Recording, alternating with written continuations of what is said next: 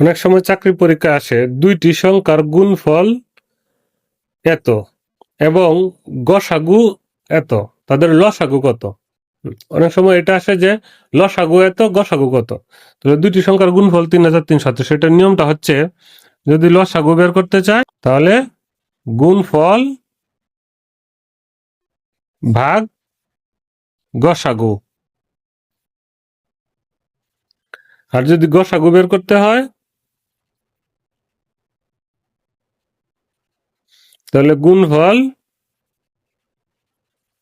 ভাগ লসাগু। তাহলে এখানে সহজ, 3380 হচ্ছে গুণফল আর ভাগ হচ্ছে 13, অর্থাৎ গসাগু হচ্ছে 13। তাহলে 3380-কে যদি আমরা ভাগ দিই 13 দুগুণে 26, 26 7 78। তাহলে 13-কে কয় দিয়ে গুণ দিলে 78 হবে? 6 দিয়ে।